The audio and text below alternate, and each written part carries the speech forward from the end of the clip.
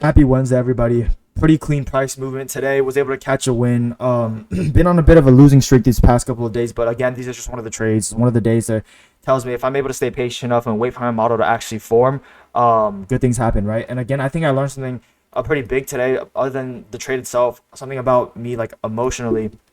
Um, Obviously, this was more of a confident trade on my end, and it kind of tells me like I have a specific feeling, right? Everybody has a specific feeling before they enter certain trade, and when you have all your confidences and your rules all align up together, and you're truly confident, it's a different type of feeling when you're about to enter a trade versus a trade that you know is kind of iffy. Maybe it's like a B plus, C plus, but you kind of emotional. You kind of maybe want to win back your losses, or you kind of want to pass the funded in a certain amount of time, and it's two different feelings, right? So if I don't feel the same way that I did today taking the trade, I'm gonna tell myself not to take it, right? I'm gonna tell myself not to take it, but the actual thing is I have to actually not take it, right? So I'm gonna tell myself I won't take it. I have to have the same feeling that I did taking today's trade because I managed my risk extremely well, right? I knew how much I was gonna lose, even if I was gonna even if this trade didn't pan out.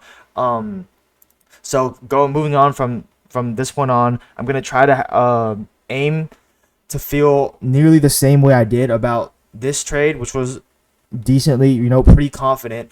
In comparison just to taking a B plus or A minus setup where I'm kind of iffy about it because those trades tend to make me the most emotional if I end up actually losing those trades. So yeah, that's just something I'm gonna try to do. But we can get into trade now.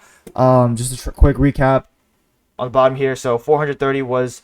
Oh yeah, I forgot to mention Asia lows were my target. I cannot believe we didn't take Asia lows out. I should have. Maybe I was being a little bit greedy. 6 point difference. Maybe I should have kept it at London lows. But yeah, my TP was Asia lows. So 184 is my first profit. I think final profit was like 600. I had to get out after our 1 minute inverse for 1 minute for Vagab was inverse. That's when I got out. But I cannot I was losing my shit. I'm not gonna lie. Right when we didn't take Asia lows, it's just crazy to me. But I mean, that's what happens, right? When you're greedy and bad things happen when you're greedy. But yeah, let's get into the trade today. So first off, bias coming in. I still am bullish on the day. However, I knew during New York session, like I said, I wanted Asia lows to be taken out. So New York session, I was bearish, but on the day, like on the overall day, I was bullish because of the fact that I still want this 4 hour market maker buy model to pan out. And now I know we've been chopping a lot, we've been displacing a bit these past couple of days, but if you look at it and you mark out this range on the Fibonacci tool, we haven't even crossed equilibrium. Right, we're right at equilibrium. We're not even in OTE yet. So all this can be is a mini retracement for us to kind of deliver up to these this 4 hour draw on liquidity. So I'm not panicking yet. I'm not panicking. I still believe that we're going to push up a bit more. And so because of that, this week I'm coming in regardless of like a bit of a bullish bias. However, again, it's important to adapt and to kind of see the context, and that's why it was important for me today to identify what we were doing in pre-market, right? And to realize that we're probably going to be bearish for this session because of what pre-market was telling me. And what pre-market told me was we swept out Asia highs during London, right? So we swept out Asia highs during London. We weren't able to take out Asia lows. We were really close to taking out Asia lows in pre-market, which is actually a good thing because this was a higher point of attraction, right? Especially when New York opened. So because of that, I was bearish for coming into the market because of Asia lows being failed to get taken out. In addition to that, we had a higher time frame unicorn model, bearish unicorn model, which was another big confluence. So we have a high here, a low, higher high, and then we displace downwards, right? We get a change in the state on the 15-minute or market structure shift, whatever you want to call it, and then we get this huge leg of huge volume candle. We get displacement, 15-minute fair value gap. So this now is a big point of attraction because right now, right before market open, right? So I marked it out. This is market open 9:30. I like 9:20. We're down here, and all I'm looking for is for a price to retrace back into our 15-minute unicorn model right when market opens, and then potentially find an entry within the macro, right? So if we zoom into the 1 minute, we can kind of see it better. Like I said, pre-market, we're just delivering lower. All I'm doing is I'm waiting for price to retrace back into this area, right? And I also recognized if I kind of wanted to, I could have grabbed a long before this, but that's not part of my rule, so I didn't take it. But it was it was pretty clear that we are going to kind of Judah swing up into our 15-minute bearish unicorn model because of this market maker buy model we had. So we have original consolidation here. We have first leg of accumulation, second leg of accumulation, and then this is our smart money reversal, right? So we kind of just buy up. It fell out this curve, and like that's just an extra it's an extra confluence, right? Because during that push up to finish out our market maker buy model, it pushes up exactly into our 15-minute fair value gap, and then essentially creates another market maker sell model on a market maker sell model on the 30-second accumulation, first leg of redistribution, second leg of redistribution, smart money reversal, right? So it's like clockwork.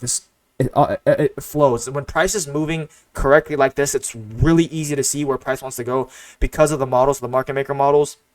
So I highly recommend on learning that, because it gets really simple to see when if price action is good, like it was today. And so yeah, so right when price pushes up at 9:30, I wait for 9:45, and we're up here at this point, and we put in a 1-minute SMT here. First confluence is checked off on my model. I need an SMT, right? Or actually, two confluences have been checked off: an SMT and a potential market maker sell model, right?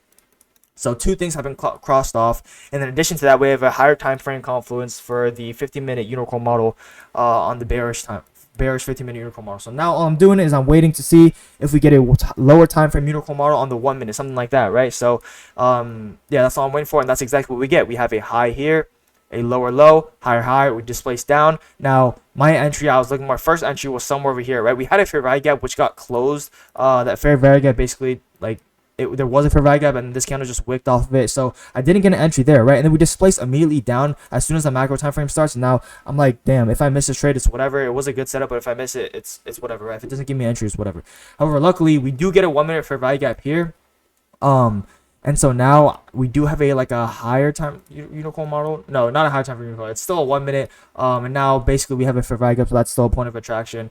So we have a 1 minute unicorn model. We displace down. We get a change in the state. And we also get a fair value gap. So obviously now what I'm doing is I'm waiting for it to retrace back to that point. And as soon as it does, 25-point stop. I'm risking, $250. I went in from 5 minis, target at the Asia lows, and I cashed out for 600 today, 610. In total. And so yeah, ate up a bit of my losses, but still got ways to go. But again, this is just one of those days, man. Confident. I truly think if I'm able to stay disciplined, disciplined, because emotion is just human nature, but disciplined and patient with my trades, and within due time I'll be able to pass this account. But yeah, hopefully you guys understand this recap. Yeah, maybe that unicorn model explanation a little bit funky, but it's essentially just a high, low, higher, high, lower, low, right? We get to change the state here as well, changing the state right here. This isn't like a textbook unicorn, because we don't get a fair value gap right when it happens, but kind of get it after this displacement, which is fine, right? We still kind of tap into this mitigation block area, whatever you want to call it. Or you can kind of look at it like this: we have a higher high here, lower. We have a high here, lower low, and then this entire thing is a higher high. We displace lower, so we make a lower low from this, and then you can essentially say this was your breaker block here, and then we get a fair value gap here as well. So that's another way you kind of could have looked at the unicorn model, but yeah, different perspectives to it. But however, it was still a pretty simple trade in my eyes. Had all my confluences taken down, locked in. So yeah, it was a 1 to 4.37 trade. But yeah, a great trade today. I really liked how this trade ended up playing out. Hopefully you guys kind of understood it. And yeah, another just these small, I know this is a small win in the grand scheme of things, but these kind of small victories just keep you pushing, man. Like, just the smallest things ever can keep you going. So yeah, just keep looking for those small victories, and one day those things will pile up to give you that one big one. But yeah, other than that, nothing much else. Thank you guys for watching. Hopefully you guys took some value out of this and understood the recap. But yeah, have a blessed rest of your Wednesday, and I will see you guys in the next video. Thank y'all for watching. Peace.